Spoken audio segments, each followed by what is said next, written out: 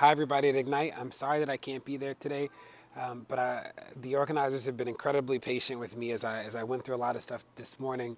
A year ago when we were in the streets in St. Louis, we never thought that the protests would spread. Right? We took to the streets because we knew that we were on the right side of justice.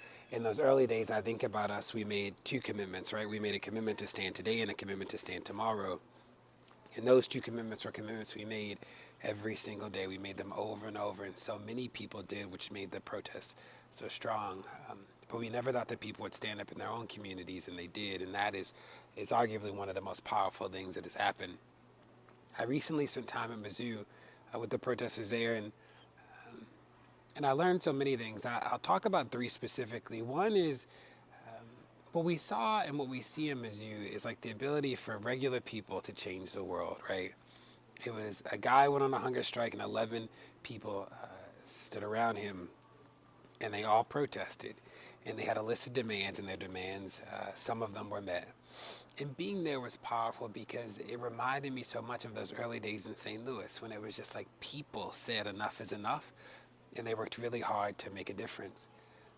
The second thing is what we saw there was this idea that like you learn as you go, right? And we were in these planning meetings with them, and they were learning as they went, and it was beautiful to be a part of, and really humbling because they were inspired by the work in St. Louis and the work in Baltimore and the work in so many other cities where they saw people just sort of work through the issues. And I think that's so key because we often think that there's a playbook, and they did too. We got there and they thought that we were going to have all the answers, and we definitely have like a more informed perspective because we've been in protest in many places.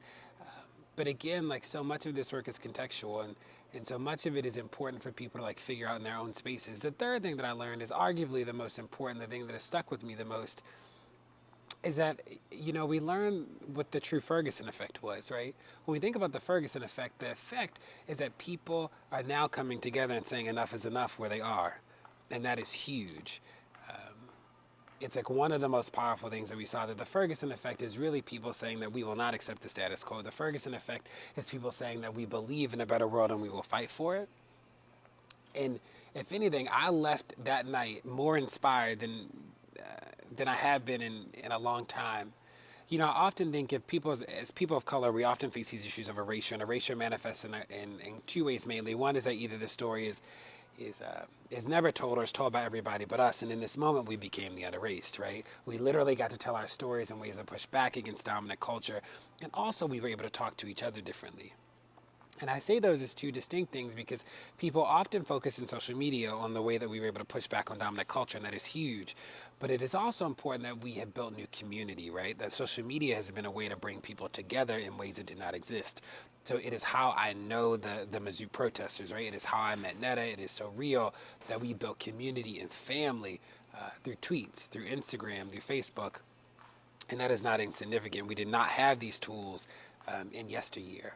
When I think about the work of social entrepreneurship, it to me is a work of dreaming for a better world and figuring out what is the problem that you will solve and then fighting for it. With us, we believe in digital organizing, this idea that digital tools can bring people together in ways that have not been done before, that we can leverage these platforms. It is how, we can meet with Hillary and Bernie because we tweeted at them. And we've seen Twitter and Facebook and Instagram literally change the way that people have conversations. When I think about what's next in the social media space, especially when we think about sort of entrepreneurship and definitely in capacity building, I think about like the first social media platform that will figure out how to teach people as an intentional part of the platform, I think will win. I think that right now when we think about social media is about sharing information and getting information. That's what you do when you get on Facebook or you get on Twitter. It is not necessarily about learning. The learning is not the intentional part of the platform. And I think that it can be. I'm really intrigued by that. I think that'll be like an interesting next step. I don't want to take up too much of your time, but I'll leave you with this question that Jonathan Butler said. Jonathan Butler is the student at Mizzou who went on the hunger strike. And we were in a meeting, and he said, "What is the consequence of our silence?" And that's something that's really stuck with me because he said it. And for him, it was that question that made him go on the hunger strike. It was, what is the consequence of our silence? I think for us in St. Louis, again, it was not that we were unafraid, it was that we were afraid of being silent more than we were of death. Um, and I think that is so true for so many people. And when I push myself to think about it, it's something that I've tweeted before, but the consequence of our silence is that our present will stretch into eternity. And that just isn't okay. So when I think about you as entrepreneurs, this work for you is helping us to imagine a better world and help us to build that world, with an understanding that none of that is easy, that you might have to stand alone in the work, but that this is what the work is. And I think about every day we go out and protest, not knowing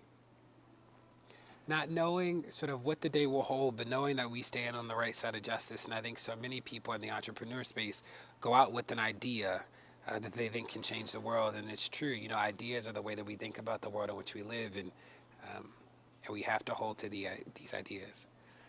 Because I won't be there today, my commitment to you is that if you DM me, my DMs are open. If you DM me and just leave a phone number or an email address and just put the hashtag Ignite so I know that you're a real person, I'll reach out to you and we'll have a conversation. I'm sad that I'm not able to be there with you today, but the movement is alive and well, and you are enough to start the movement. You are the movement. It is bigger than me. It is bigger than you.